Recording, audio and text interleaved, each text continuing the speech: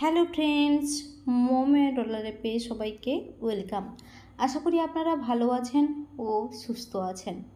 আজ আমি চলে এসেছি একটা দুর্দান্ত রেসিপি নিয়ে।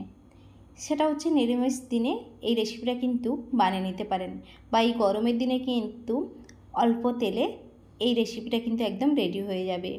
এই রেসিপিটা হচ্ছে দুধ পটল। খুব সামান্য উপকরণ দিয়ে কিন্তু এই রেসিপিটা একদম রেডি হয়ে যায়।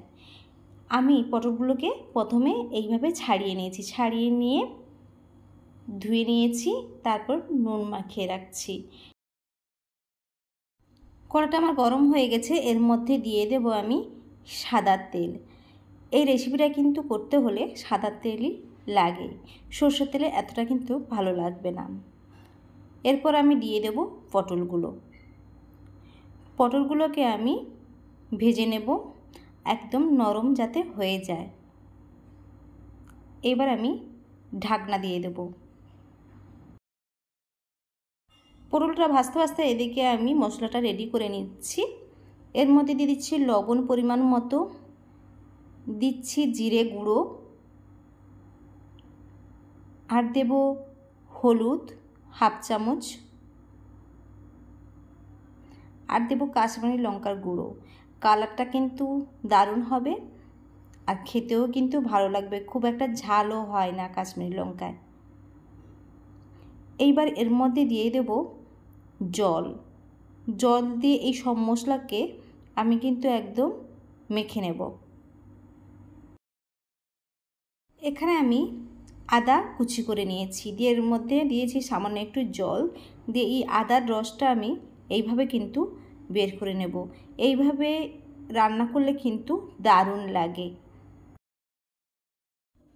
ঢাকনাটা খুলে পটলগুলো একটু উল্টে পাল্টে দেব। এক সাইড ভাজা হয়ে গেছে, এবার অন্য সাইডগুলো ভেজে নেব। আর এইভাবে কিন্তু ভেজে নিতে হবে একদম, তারপরে কিন্তু পটলগুলো একদম নরম হয়ে যাবে।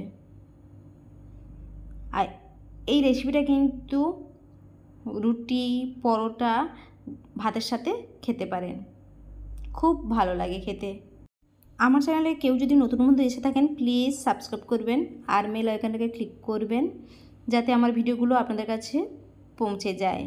আর এই রেসিপিটি যদি আপনাদের ভালো লেগে থাকে প্লিজ সাবস্ক্রাইব করে থেকে যান। পটলগুলো আমার ভাজা হয়ে গেছে, একদম নরম হয়ে গেছে। এবার আমি এগুলোকে একটা প্লেটের মধ্যে তুলে নেব। কড়াতে আমি তেল দিলাম না, ওই তেলটা যে ছিল পটল ভাজার তেলটা, ওর মধ্যে আমি দিয়ে দিলাম একটা তেজপাতা, গোটা গরম মশলা।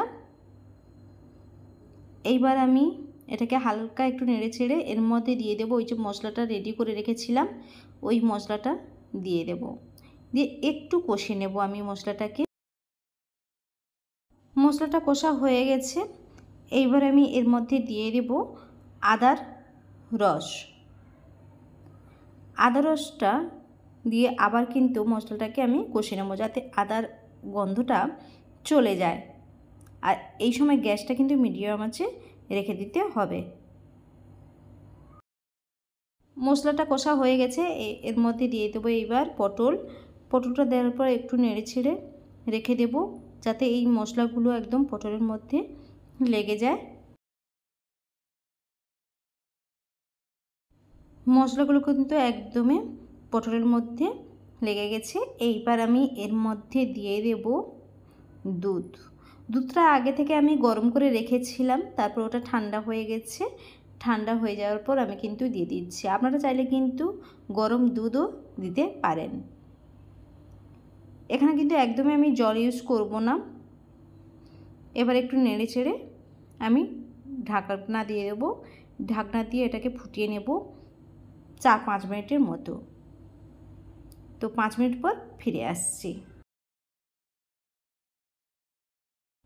এবার ঢাকনাটা খুলে দেখুন, আমার কিন্তু দুধ পটল একদম রেডি হয়ে গেছে।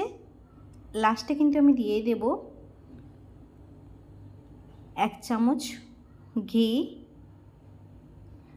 আর দেব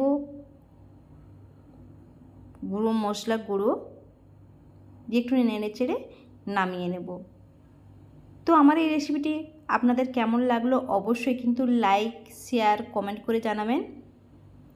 আর এই ভিডিওটা ভালো লাগলে অবশ্যই কিন্তু যারা এখনও পর্যন্ত বন্ধু হননি প্লিজ সাবস্ক্রাইব করে থেকে যাবেন। তো আজ আসি আবার অন্য কোনো দিন নতুন কোনো ভিডিও নিয়ে হাজির হয়ে যাব। সবাই ততক্ষণ ভালো থাকবেন, সুস্থ থাকবেন। Bye bye.